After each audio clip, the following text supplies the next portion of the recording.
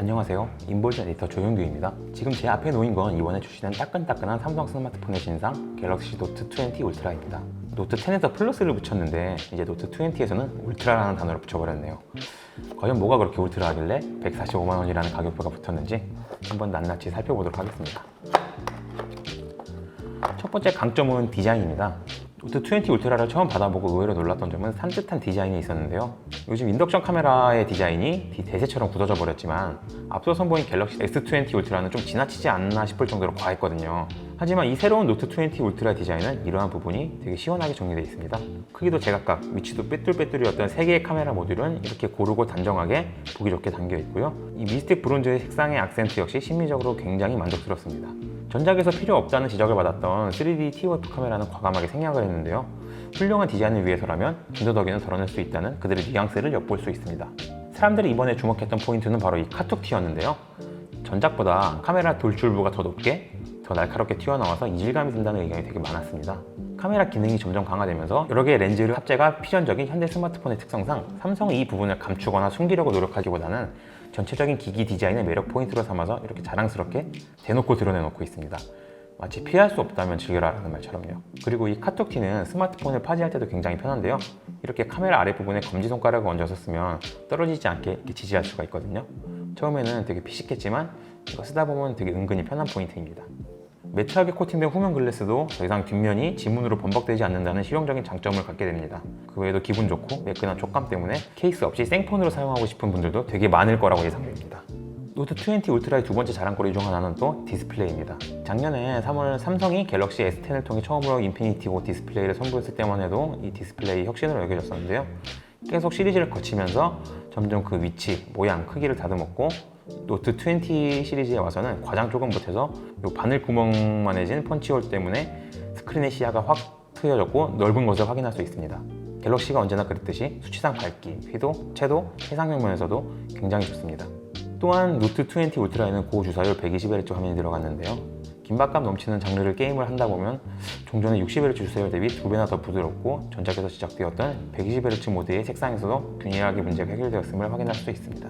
손으로 느끼는 감각도 되게 좋아요. 그동안 삼성이 애플에 비해서 모자라다고 평가받았던 부분은 감성 품질이었는데요. 스펙으로 드러나는 건 아니지만 기기를 직접 손으로 만져봤을 때 느껴지는 부분이고 노트 20 울트라는 이런 면에서 상당한 발전을 이루었습니다.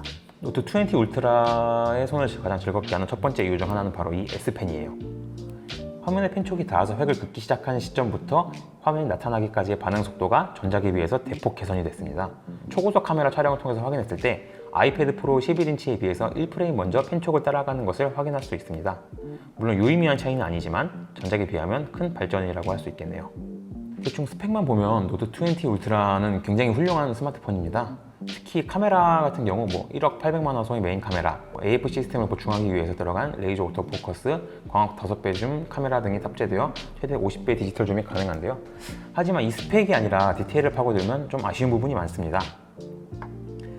5배 광학줌 카메라가 대표적인데요. 5배 망원 카메라라는 구조 한계상 빛을 많이 받아들일 수밖에 없고 메인 카메라 렌즈의 F값이 1.8인 것에 비해 망원 카메라는 고작 35%만큼의 적은 빛을 받아들이는 F값 3.0 렌즈를 탑재하고 있습니다.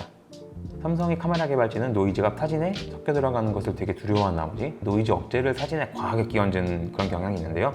이는 실내에서 메인 카메라로 사진을 촬영하다가 망원 카메라로 전환하자마자 바로 체감할 수 있는 부분입니다. 디스플레이 부분에서도 좀 아쉬움이 났는데요. 최대 해상도인 QHD 플러스에서는 120Hz 옵션을 선택할 수 없다는 점입니다. 소비자는 한 급 낮은 해상도인 FHD 플러스를 사용하는 대신 부드러운 120Hz를 경험할 것인지 패널의 최대 해상도를 택하는 대신 60Hz로 낮춰서 사용할 것인지를 골라야만 합니다. 기술적인 한계점 때문에 사용자에게 그런 고민을 떠넘기는 모습은 역시 플래그십답지 못한 아쉬운 부분이라고 할 수 있겠네요. 실제 사용자의 체감상 60Hz와 90Hz의 차이는 하늘과 성층권 수준으로 굉장히 커요. 하지만 90Hz와 120Hz와의 차이는 그만큼 크지 않다는 점을 생각하면 조금 아쉬운 부분입니다. 만약 90Hz 옵션이 탑재되었으면 되게 좋았을 텐데 좀 아쉽죠. 그 외에도 노트9이나 S10 시리즈와 비교해보면 스피커 부분에서 고요음대의 청량함이나 해상력이 좀 떨어지는 것을 느낄 수 있었습니다. 그래도 그나마 S20 시리즈의 귀가 따가웠던 스피커보다 나아졌다는 점은 불행 중 다행이라고 할 수 있겠네요. 갤럭시 노트 20 울트라는 플래그십 스마트폰에 걸맞는 고급스러운 디자인을 잘 구사해냈고요. 그리고 120Hz 디스플레이를 통해 눈을 즐겁게 했고 S펜과 진동 같은 사소한 부분에서도 손에서 즐거운 감각을 느낄 수 있습니다. 하지만 카메라와 스피커는 기대 이하의 성능을 보여줬고요. 디스플레이는 기술의 한계로 인해서 유저에게 그런 선택을 전가했다는 느낌까지도 받을 수 있는 그런 스마트폰입니다. 결론적으로 노트 20 울트라는 종전의 갤럭시 모델들 대비해서 색상과 소재, 마감 부분에서 되게 진일보한 모습을 보여준 점이 가장 인상 깊은 스마트폰이라고 할 수 있을 것 같네요. 예쁘고 기분이 좋아서 계속 집어들고 사용하고 만지고 싶게 만드는 그런 스마트폰. 아무래도 이제 예쁘다니까 미워도 다시 한 번이라는 말이 있잖아요. 이번만큼은 예쁘니까 봐주도록 하죠. 더욱 자세한 내용은 저희 인볼든 웹사이트의 다이제스트를 통해서 더욱 디테일하고 상세한 리뷰를 확인하실 수 있습니다. 감사합니다.